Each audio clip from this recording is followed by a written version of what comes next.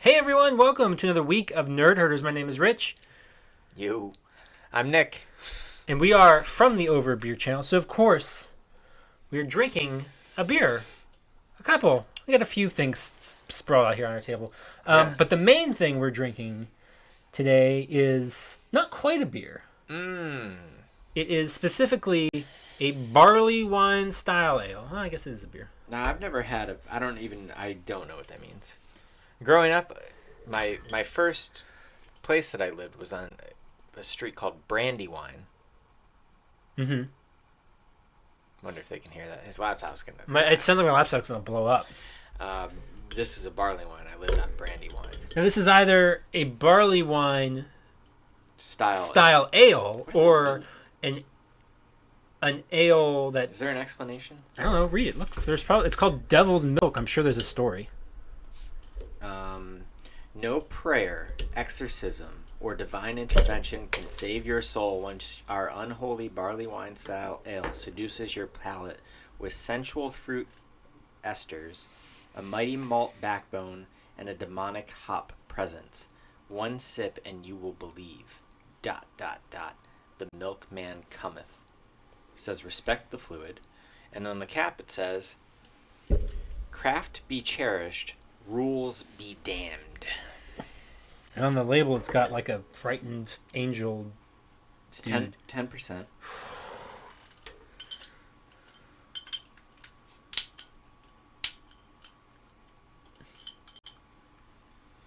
There we go.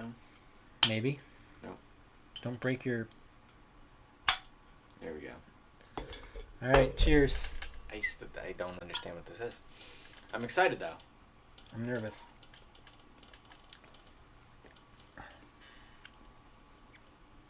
It's a beer. I kind of like that. Yeah. I mean, it's a good taste. I don't know. I'll have to maybe later in the week we'll look up what barley wine is. It's a wine. But this is not. It's fine. It's good. I do. There's almost like a weird, like milky aftertaste. A little bit. I'm getting. Well, you're supposed to, I guess. Devil's milk. Do you taste that? I don't know. I don't know how I feel about it. Yeah, We'll see. it's a weird one. Anyway, what are we doing this week? Well, kind of similar to what we did last week. We didn't really do a movie news segment. We did a movie discussion segment. And we said this week we were going to discuss the new, or what could be the proper viewing order for the Star Wars films now. We ranked them last week, so if you want to check those out, go back last week on youtube.com/overview. Controversial Some would say, yeah. rankings of the Star Wars films. Yeah. So today we're going to talk about what order we should watch these, especially now that we have Episode 7 and Rogue One. Yeah, thrown so in the that's mix. what we have those 8 films. Mm-hmm. The prequels, the original trilogy, 7, and Rogue. Correct. But before we get into that, we do typically do a news segment, and you had a story, I a did. Star Wars related story you want to talk about. I do. So why don't we go over? So, per Variety, Mhm. apparently Woody Harrelson is the current frontrunner to join the Han Solo spin-off film, so far untitled, to play the mentor of Han Solo. Which left me, first of all, before we get into the casting, I don't think Han Solo needs a mentor. Yeah. Now, I could see him having a mentor. I don't know in what, but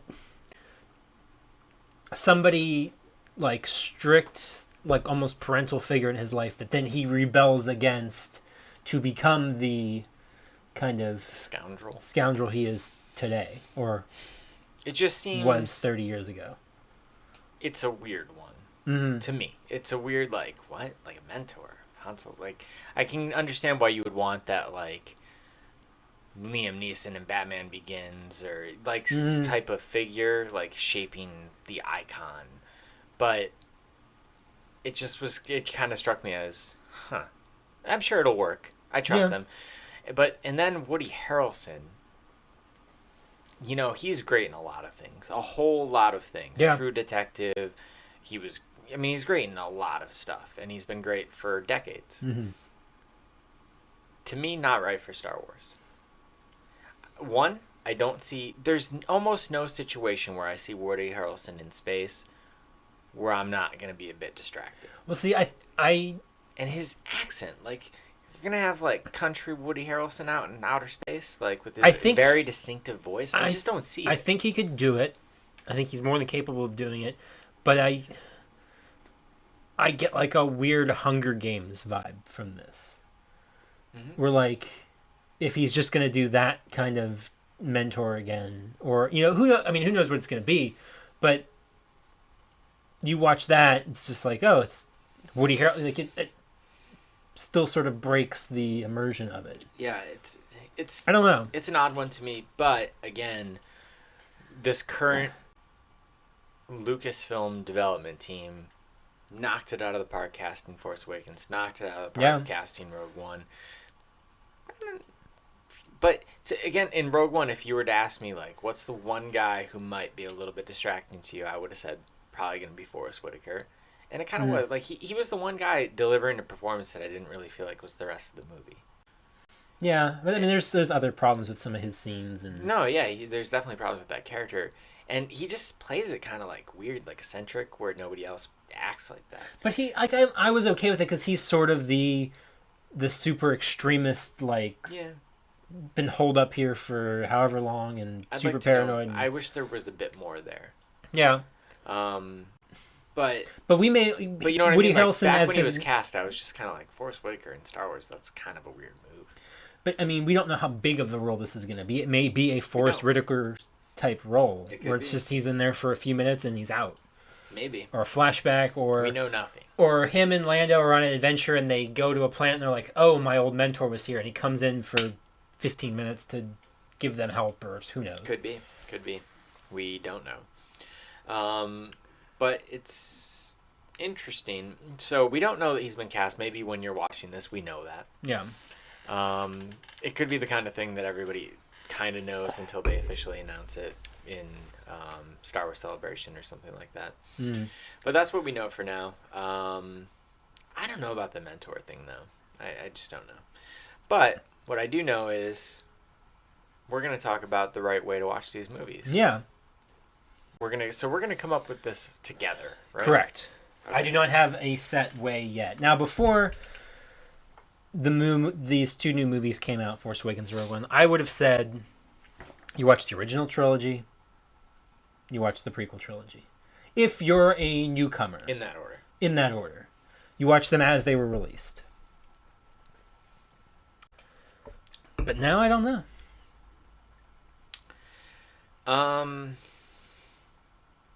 Yeah.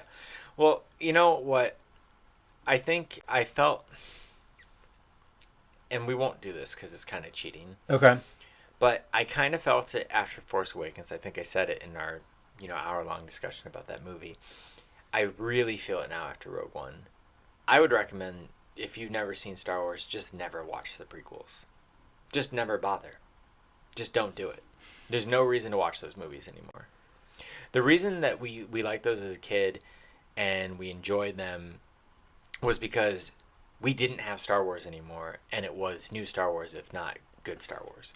Sure. But, like, I really genuinely feel like now I would not recommend... If somebody was like, I've never gotten into Star Wars, I want to see what it's all about, I would not say watch the prequels because you're never going to get into Star Wars. No, I would never Unless start you're a kid. A newcomer on the prequels. I don't think... I honestly don't know if I would ever tell anyone. I think I would legitimately say you could skip those movies and be fine forever. But we're not going to do that. Yeah. But I really don't... I don't know what the merits of watching It's one of those things where I'm like... You don't need to, but there are things in those that are worth watching. Yeah. And I say that as somebody who myself, I ranked Revenge of the Sith higher than some of the original trilogy. Yeah. But we're talking about somebody who's never seen them. Mm-hmm. I don't know what you'd get out of them. Unless you fall in absolute love. Like, to me, I would say only watch those if you watch the other 5 movies and love them. Yeah, I mean, I would. Unabashedly. Those are the last things I would probably have anybody watch. Yeah. But and this is gonna have Force Awakens spoilers. It's gonna have Rogue One spoilers, for this discussion. So just be warned of that. Mm-hmm. But like you'll But get more I out have of another having. idea. Okay. I have another idea. All right. What's your idea? So I think the way that you should watch these movies, I think that you should start with Rogue One. So that was my big question: is do you start with Rogue One or do you start with Force or A New Hope? Okay. Because All right. No, you might have a point. Because I think that you still, if you're like introducing like your 12-year-old kid, Mhm. or you're like our age or older and you've never seen these, you might run into I would imagine you would run into the issue where you see the awesome action in Rogue One and the awesome effects and just be kind of let down by the downgrade in what you're seeing. Sure. Not from a story perspective, but from a visual Mhm. perspective. Especially when you start seeing like the lightsaber fight between Vader and Obi-Wan in A New Hope, after you just saw Vader just go absolutely fucking ham in the hallway scene. Spoilers. Sorry, we should just say spoilers. I already for said Star Wars. spoilers. Okay, good. So you might have a point. So maybe you should start with 4. Okay. I think you should go 4, 5, 6, 7. And then jump And back to Rogue One. Then do Rogue One. And then I would say watch... Actually, no. I'm going to change that. Okay. 4, 5, 6, 7, Mhm. 3. Mm. Because it's the most solid of those. Inarguably. But if you're gonna watch 3, then you. But I think you watch 3 after you've watched... I mean, okay. How about this? Change it again. This is what Change this it is all again. about. It's going to be fluid. We're coming up 4, 5, 6, Okay. 3, because you've just watched the arc, the arc of Anakin, Darth Vader becoming Anakin again. You see him as a Force ghost with Obi-Wan. You see them look at each other. You've watched 4. You see Obi-Wan talk about how Anakin was his partner in the Clone Wars and blah, blah, blah, blah, blah.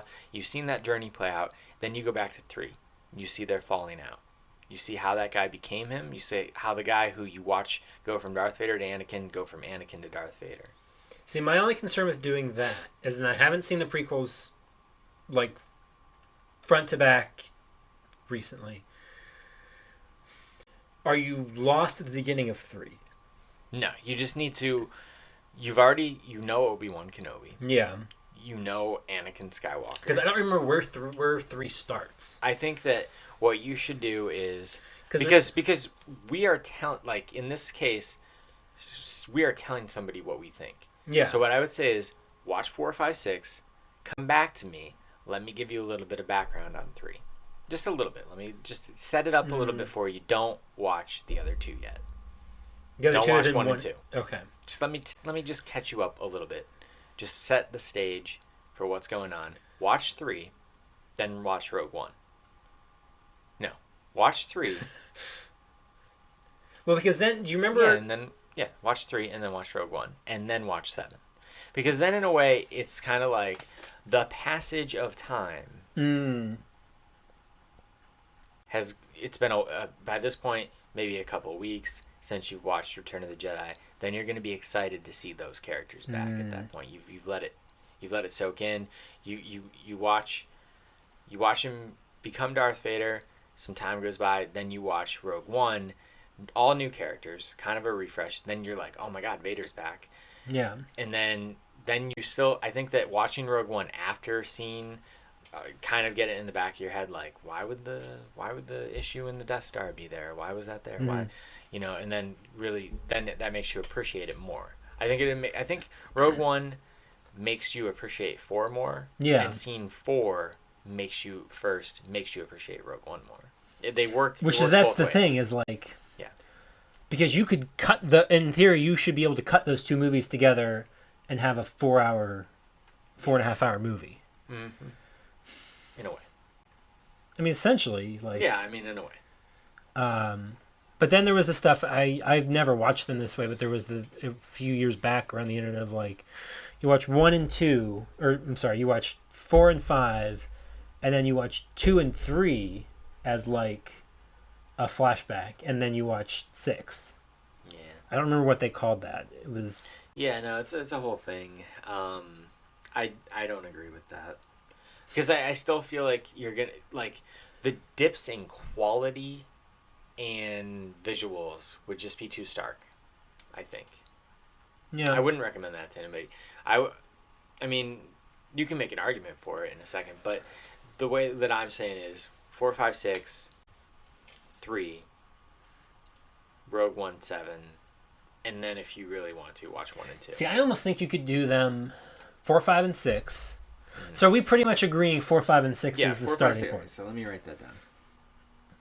Because like when I saw Rogue One the second time, that was kind of my thing. Is I'm like, if someone came up to me and said, I want to know, I don't know anything about Star Wars, where do I start? I don't know if I would start them with Rogue One or Rogue One or A New Hope. Because they do complement each other so well, and they do make each other better.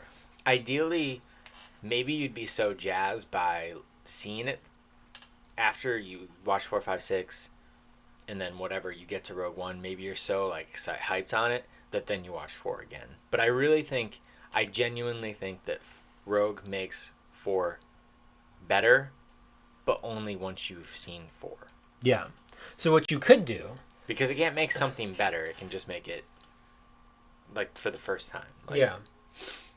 You do 4, 5, 6, and then if you want 1, 2, and 3.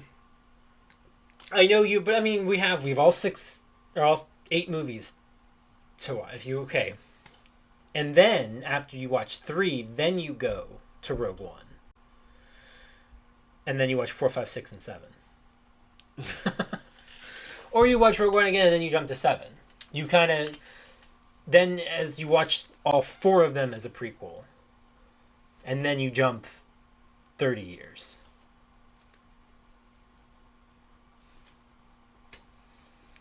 Yeah. Because doesn't 2 have Talk of the Death Star, or is it just 3? Yeah, 2 has Talk of the Death Star. So you have the build-up... You see them... And I honestly don't think it makes sense. I don't think it makes sense actually at all with what you see in Rogue One from the Galen Erso character. I don't think that the plans you see them making in Attack of the Clones quite sync up with actually what you're seeing. Do we know how old Jyn is supposed to be? Yeah, she's 21. Okay, so she's 22. Sorry. So I think in that flashback scene where they come to him, she probably would have been like 6. God, I just read it in the visual dictionary. Like they explain all the ages. Too. Oh, really? Yeah, she's like where he's put. I mean, she's younger than she is in the beginning of that 6. Movie. Yeah, it's supposed to be like 16 years would be 22. It's 16 years. Yes, that's so okay. So that's 16 years. Yeah. So you could make the case of the prequels of well, they specifically give the dates of when Return of the Jedi happens. You mean Revenge of the Sith? Revenge of the Sith, I think, is I'd have to look at it again. The timeline, I think 2 to 3 is supposed to be like 5 years or something. Okay. Because they could have been, we're developing these plans. Oh, we need to bring this engineer in. Because we also don't know at that point when they show that flashback of them in whatever city. I don't remember the name of the city that they're in. But in the flashback within the movie where he's in the city? Yes. That's Coruscant. Okay. We don't know how long that is in development. We just know that we don't know if that's the beginning of his employment working on this thing or if that's midway through or where all that falls. Because she's not much older in the beginning of the movie when, like, her first appearance. Yeah, they give a timeline. Is she, like, 9 or something then? The visual dictionary, which is considered canon, everything that's in there, it does give the dates for when that's happening. It gives the dates for when Galen meets his wife. It gives the dates for everything. Jeez. It's really in-depth. I'm only, like, 50 pages in. It's crazy, like, the details in this thing. My takeaway was it doesn't quite make sense. That I could be wrong. And I haven't looked at any of it, so I don't... Just by looking at the movies, I could see how they would line up. But anyway, I don't. I don't know. My personal thing is, I don't think I would tell anyone to watch 1 and 2 until the very, very end. Just throw them in. So would you do 4, 5, 6, 3, Rogue, Force Awakens, and then 1 and 2? Like when you're all done, like, see, then I worry that would leave a bad taste in. That's why I'm saying, like, and I would preface it with only watch these if you really, really love Star Wars, and it's not gonna diminish it for you. But if you want to talk from a story standpoint, what makes the most sense now? Then I would say 4, 5, 6, definitely. I think we're set. Sure, yeah. We're set I think on those 4, are 5, 6. I think then you do 3. That's my personal opinion.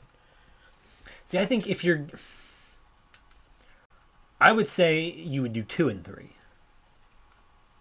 You could. Or you could put on the list 3 if you're feeling ballsy. 2. What, and then Rogue, and then Force? And then Phantom Menace? Then, yeah, if you're... Yeah. Or maybe... Okay. Because it doesn't actually make sense to throw Phantom Menace at the beginning. At the end. Yeah. Maybe what you should really do is 1, 4, 5, 6. Oh, no. I mean, you wouldn't want to... But I think if you wanted... If you're introducing somebody to this, though, would you really want to start them off with 1? Well, it depends. Again, if I'm purely trying to get somebody to like Star Wars, I don't think I would have them watch any of the originals or any of the prequels. Sure. But because we're saying that we have to do all 8 movies, and what's the way that it makes the most sense and would also be the most satisfying? Ending with Phantom Menace is not the most satisfying. No, that's why I think you do original prequel Rogue Force. But here's my thing. Like, maybe if you start with 1, there's still some kick-ass moments in there. You don't get the inkling of the idea that little kid is Darth Vader. In that movie, you don't know that he's going to become Darth Vader. Yeah. So it doesn't ruin the great surprise in Empire. But at the same time... But 2 and 3 ruin that. Sure. But at the same time, if I'm somebody who has never seen a Star Wars film, what character is the most iconic character of Star Wars? I think it's debatable. R2-D2. What? Darth Vader. Darth Vader. And I'd be watching, where the hell's Darth Vader? Why? Who's this Darth Maul guy? Where's Darth Vader? Where's Darth Vader? And but you know what comes before. But then you watch it, and then you would immediately go into 4, and you'd be like, oh, there's Darth Vader. And then you'd hear Obi-Wan Kenobi, who you've just seen a little bit of. He's actually not in Phantom Menace very much. Talk about how Anakin, who you see at the end of Phantom Menace, he starts training him. You see how they work together, and you're like, oh, okay, he must die in those other 2 movies that I have not seen yet. I don't know why they didn't tell me to watch those, but I'm not going to watch those yet because this is the order I was told to say it. So then you watch 4, 5, 6, and you're like, oh, damn, that little kid, by the time you get to 6, that little kid was Darth Vader. Let me see how that happened. So then you watch 2 and 3. And then you do Rogue, and then you do... And then you do Rogue, and then you do Force Awakens. It's not a bad order. You do Rogue before Force Awakens, in my opinion, because you've just seen... You've seen the creation of the Death Star. Yeah. You've seen young Tarkin. You've been reminded of Tarkin. Younger Tarkin. He's still old as hell in Sith. Don't know why they didn't use that guy. And then I think when you watch 7, again, you have the passage of movies since you've watched the originals. But you also have now in the back of your mind the thing that you weren't thinking about, the sacrifice that those people in Rogue One made. That none of this would be even happening while you're watching 7. Yeah, that's true. If they didn't do what they did. And that'd be pretty cool. And then I just think that'd be really cool. Because it doesn't make sense to end with 1. No, but you could do what you said. You could do 4, 5, 6, 1, 2, 3. Rogue. Because I think it makes sense to do 2, 3 Rogue, because you're getting the arc of the Death Star. You're except minus the I agree. the New Hope, but you're getting that build up Yeah. to. I agree with that. I just think one of the biggest complaints about Phantom Menace, of the many complaints people made, was you took Darth Vader and made him this annoying little ship. Yeah. That's because we all knew that he was Darth Vader. If you don't know anything about Star Wars, It's at true. least you won't be thinking about Well, that and then, if you you know, see that first. We look at Phantom Menace through the lens of having seen 4, 5, and 6. Mhm. If you don't know any better, Yeah. Like, Is alright, it- people really... They made 7 more of these? Like, that's what you might be thinking, but then you see 4, 5, 6, and instantly you forget about most of the experience of watching that. Only the things that stood out will stood out. Hopefully the good things for the good reasons. I think that might be the best. And I think it's also... I can't think of any way in which it's not satisfying from a story standpoint. sure, from a story Either. standpoint. From a movie quality standpoint, I think it... But you can also tell your friend right from the get-go, you're going to start with this movie. It's the worst of them. It gets way better the way I'm having you watch it almost immediately.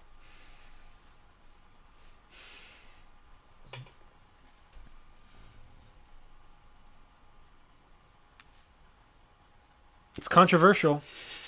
It's definitely controversial. So right now we're gonna write it in 1, 4, 5, 6. We can change it. We can still 2, 3 Rogue. 2, 3 Rogue Force. The definitive. Nick's definitive. Okay. What do you want to say? I would say 4, 5, 6, 1, 2, 3 Rogue. I would change the placement of 1.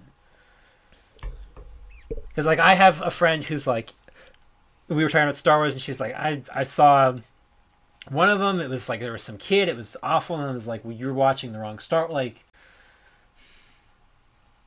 I still think that just starts off with a bad taste in your mouth.